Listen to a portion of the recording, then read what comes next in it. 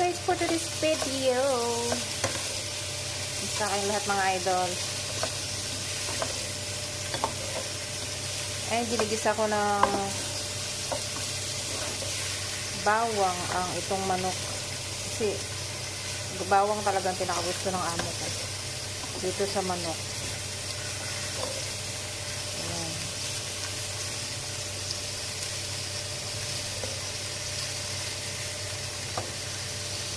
Kasi guys, magluluto ako ng molokia. So, igisa ko muna itong manok nga nahimay na.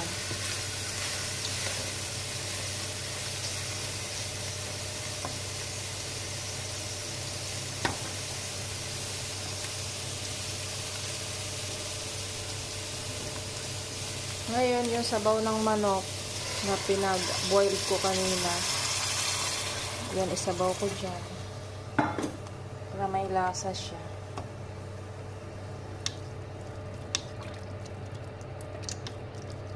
Paborito ng amo ko, tsaka alaga ko itong yung molokia. Paborito talaga nila, napakasimple lang talaga nila. Yan ang gustuhan ko sa kanila kasi hindi sila maarte sa pagkain. Tsaka parang ano lang sila, nasanay din sila minsan sa makain din yung mga alaga ako ng mga Filipino food. So gusto rin nila yan, mga Chinese food, ganun.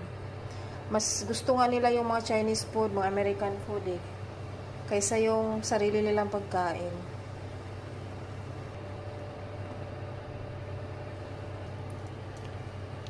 Yes, lagay natin yung molokia. Kasi frozen nito sila Hindi kumakain yung amo ko ng ano. Kumakain lang ng frozen at saka dry.